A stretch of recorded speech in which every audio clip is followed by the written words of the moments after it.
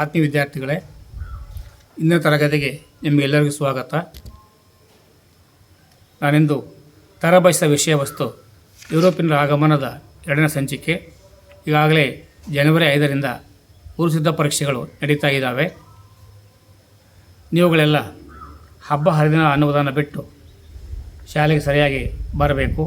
ನಿಮ್ಮನ್ನು ಹಿಡ್ಕೊಂಡು ಶಿಕ್ಷಕರುಗಳು ಮನೆ ಬಾಗಿಲಿಗೆ ಬರೋದಲ್ಲ, ಅದು ಪದ್ಧತಿಯೂ ಅಲ್ಲ. ಆಮೇಲೆ ಪೋಷಕರು ಕೂಡ ಸ್ವಲ್ಪ ಕಾಳಜಿ ವಹಿಸಬೇಕು. ಮಕ್ಕಳು ಹೇಳಿದ್ದೇ ಸರಿ ಅಂಥೇಳಿ ವಾದ ಮಾಡೋದು ಸರಿಯಲ್ಲ. ನೀವು ನಿಮ್ಮ ಮಕ್ಕಳನ್ನ ಎಷ್ಟು ಕಾಳಜಿ ಮಾಡ್ತೀರೋ, ಶಿಕ್ಷಕರು ಕೂಡ ನಿಮ್ಮ ಮಕ್ಕಳನ್ನ ಅಷ್ಟೇ ಚೆನ್ನಾಗಿ ಕಾಳಜಿ ಮಾಡ್ತಾರೆ. ಎಲ್ಲ ದೋಷಾರೋಪಗಳನ್ನು ಶಿಕ್ಷಕರ ಮೇಲೆ ಹೊರಿಸಬೇಡಿ. ಮಕ್ಕಳ ಬಗ್ಗೆ ಜಾಗ್ರತೆ ವಹಿಸಿ.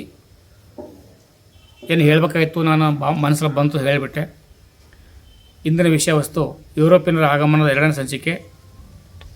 ಭಾರತಕ್ಕೆ ವ್ಯಾಪಾರಕ್ಕಾಗಿ ಬಂದ ಯುರೋಪಿಯನ್ನರು ಪಟ್ಟಿ ಮಾಡಿ. ಪೋರ್ಚುಗೀಸರು, ಡಚ್ಚರು, ಇಂಗ್ಲೀಷರು ಮತ್ತು ಫ್ರೆಂಚರು. ಮಾರ್ತಾಂಡವರ್ಮನ ಸಾಧನೆಗಳನ್ನು ತಿಳಿಸಿ ಮಾದರಿ ಪೂರ್ವಸಿದ್ಧತಾ ಪರೀಕ್ಷೆ 2022ರಲ್ಲಿ ನೀಡಲಾಗಿತ್ತು. ಆಗಸ್ಟ್ 24ರ ಪರೀಕ್ಷೆ 3ರಲ್ಲಿ ಪ್ರಶ್ನೆ ಬಂದು ಹೋಗಿದೆ. ಮಾರ್ತಾಂಡವರ್ಮನು ವೈನಾಡ್ ಸಂಸ್ಥಾನದ ರಾಜನಾಗಿದ್ದ. ಡಚ್ಚರ ವಿರುದ್ಧ ಹೋರಾಡಿದನು. ತನ್ನ ಸುತ್ತಮುತ್ತಲಿನ ಸಂಸ್ಥಾನಗಳು ಮತ್ತು ಡಚ್ಚರಿಂದ ತನ್ನ ಸಂಸ್ಥಾನಗಳನ್ನು ರಕ್ಷಿಸಿದನು.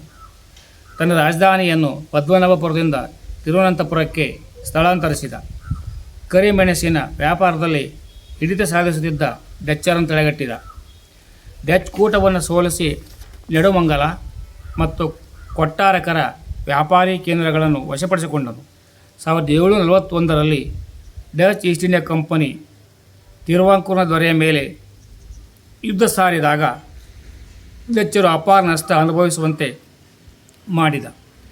ಈತನ ಕಾಲದಲ್ಲಿ ಕೊಚ್ಚಿ ವಿಶ್ವದ ಪ್ರಮುಖ ಸಾಂಬಾರ ಪದಾರ್ಥಗಳ ಕೇಂದ್ರವಾಯಿತು.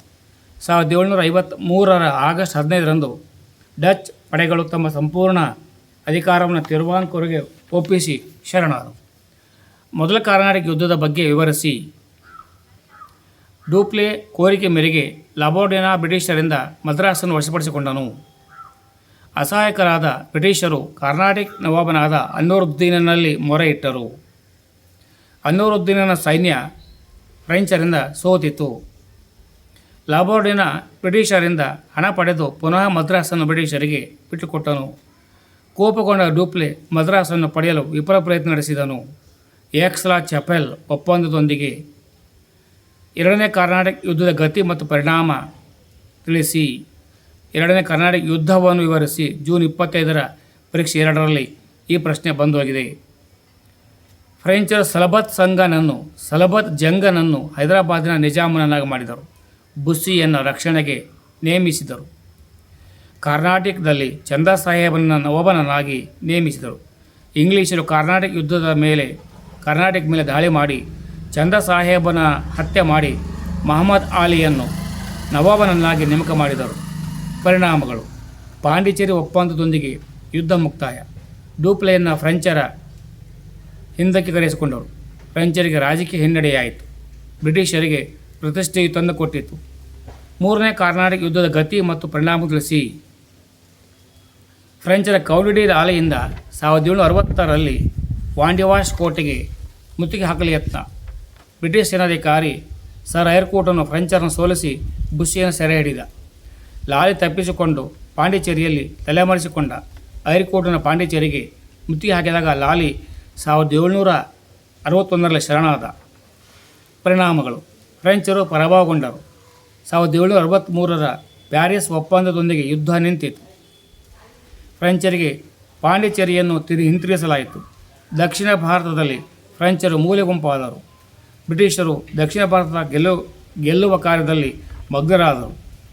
ಪ್ಲಾಸಿ ಕದನಕ್ಕೆ ಕಾರಣ ಮತ್ತು ಪರಿಣಾಮಗಳನ್ನು ತಿಳಿಸಿ. ಜೂನ್ 23, ಜೂನ್ 24 ಪರೀಕ್ಷೆ, ಅರ್ಧವಾರ್ಷಿಕ ಪರೀಕ್ಷೆ 25ರಲ್ಲಿ ಇದು ಪ್ರಶ್ನೆ ಕೇಳಿದ್ದಾರೆ.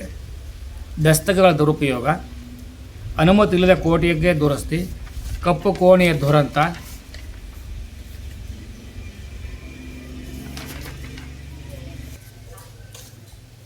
ದ್ವಿಮುಖ ಸರ್ಕಾರದಿಂದ ದೇಶದ ಬೊಕ್ಕಸಕ್ಕೆ ನಷ್ಟ ಸಂಭವಿಸಿತೆಂದು ಸಮರ್ಥಿಸಿ ರಾಷ್ಟ್ರೀಯ ಪೂರ್ವಸಿದ್ಧತಾ ಪರೀಕ್ಷೆ 17ರಲ್ಲಿ ಕೇಳಿದರು. ಈ ಪದ್ಧತಿಯಂತೆ ಬ್ರಿಟಿಷರು ಭೂ ಕಂದಾಯ ವಸೂಲಿ ಮಾಡುವ ಹಕ್ಕನ್ನು ಹೊಂದಿದ್ದರು. ಬಂಗಾಳದ ನವಾಬನು ಆಡಳಿತ, ನ್ಯಾಯ ಮೊದಲಾದ ಆಡಳಿತಾತ್ಮಕ ಕಾರ್ಯಗಳನ್ನು ನಿರ್ವಹಿಸುತ್ತಿದ್ದನು. ಈ ಮೇಲಿನ ಕಾರ್ಯಗಳನ್ನು ನಿರ್ವಹಿಸುತ್ತಿದ್ದರು. ಈ ಮೇಲಿನ ಕಾರಣಗಳಿಂದಾಗಿ ಕಂದಾಯದ ಹಣ ಬ್ರಿಟಿಷರಲ್ಲಿ ಉಳಿದು ಪರಿಣಾಮ ದೇಶದ ಬೊಕ್ಕಸಕ್ಕೆ ನಷ್ಟ ಉಂಟಾಯಿತು. ಧನ್ಯವಾದಗಳು. ಅದು ವಿದ್ಯಾರ್ಥಿಗಳೇ, ಚೆನ್ನಾಗಿ ಮನನ ಮಾಡ್ಕೊಳ್ಳಿ, ಅಭ್ಯಾಸ ಮಾಡ್ಕೊಳ್ಳಿ. ನಾಳೆ ಬರೋ ಪರೀಕ್ಷೆಯಲ್ಲಿ ಯಶಸ್ಸನ್ನು ಸಾಧಿಸಿ ಬನ್ನಿ. ಎಲ್ಲರಿಗೂ ಶುಭವಾಗಲಿ. ಜೈ ಹಿಂದ್, ಜೈ ಕರ್ನಾಟಕ, ಜೈ ಭಾರತ್ ಮಾತೆ.